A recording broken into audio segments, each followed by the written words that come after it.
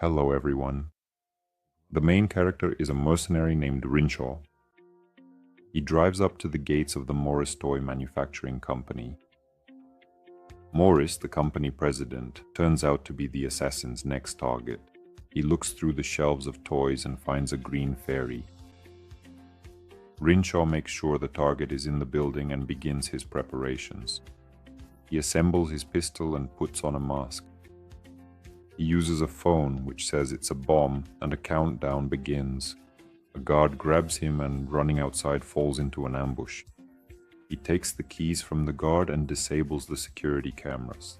On his way to the target, he kills another guard and keeps moving. Entering Morris's office, Rinshaw immediately completes his mission. As a keepsake, he takes a toy and leaves. He flies home by plane and informs the client that the mission is accomplished. A girl next to him asks for some gum, and when he opens his bag, he accidentally reveals the toy. She reacts to it in a very strange way. Rinshaw lands and notices a strange toy with the girl at the airport, the same one he had already seen in the building where he completed his mission. He doesn't think much of it, but once he's home, he notices yet another toy, the same kind he saw when he killed Morris. A package is delivered to him, but he doesn't open the door. However, the girl and the package are simply left at his doorstep. Curiosity gets the better of him, and he opens the box, which turns out to be filled with toys. Inside the box are plastic toy soldiers. He examines them, but doesn't find anything suspicious. Later, the box falls off the table on its own. He comes closer to take a look, but to his great surprise, all the toy soldiers have disappeared. Strange paranormal things start happening in the house. The curtains move and the lights turn off by themselves. Suddenly, something injures his leg under the table. He pulls a plastic rifle out of his boot, looks under the nightstand, and is met with a barrage of fire from underneath. A real war breaks out. Bullets and rockets. He manages to hide in the bathroom and tries to make sense of what's happening. He peeks out using a mirror and sees that the shooting is ongoing. The toy soldiers spot Renshaw and fire a rocket at the mirror. The man decides to fight back, grabs his pistol, then sneaks into the kitchen, picks up a bigger gun and starts shooting at the little soldiers, the little warriors.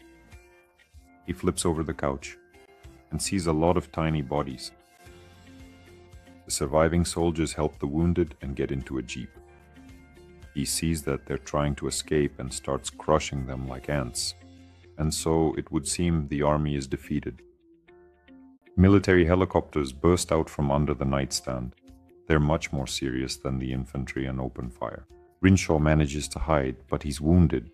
After patching up his wounds, he still hasn't fully realized that all of this is really happening. But there's no time to think.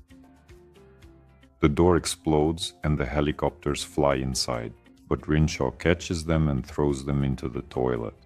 The soldiers refuse to surrender, so he kills them by dropping a hairdryer into the water. After that, he stitches up his wound. After a while, Rinshaw sees a shadow and a note under the door. A soldier slips a note asking him to surrender. He in turn tells them off. He is about to put the note back, but realizes it's a trap and sees that the toy soldiers are already ready to open fire with their artillery.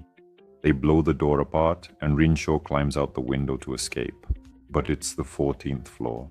He manages to reach his balcony, but a helicopter attacks him and he almost falls onto them. He shoots at them with his pistol and the helicopter crashes. He decides to distract the soldiers using a rubber duck and attacks them with a fire extinguisher. And then he uses an aerosol can and burns part of the army. Then he chops up their bodies with a knife. He crushes the last surviving soldiers with a box. Rinshaw gathers all the bodies and counts them to make sure he hasn't missed anyone. The number matches the amount on the box, but there was also a note about some kind of bonus on it. And while Rinshaw is swimming in the pool to relax, someone slashes his wrist, he stitches up the cuts and realizes that someone is still left, but he decides not to keep fighting. He tries to escape, but the panel in the elevator breaks and the lights go out. Rinshaw looks around with a flashlight, but there's no one on the floor. but inside the panel, he sees a little parody of Rambo. Since the elevator is stuck, he has to climb into the shaft and jump onto another passing elevator. He thinks he's finally saved, but he doesn't know yet that the little soldier is already sitting on him. The little guy climbs onto Rinshaw and starts stabbing him with a knife, but it doesn't do much harm. The man catches the commander and traps him between the two elevator doors. The little soldier's head is smashed into tiny pieces. Rinshaw is happy that he's finally done with these toys, but then he notices that the little soldier's body is rigged with explosives, and an explosion kills him. That's where the episode ends.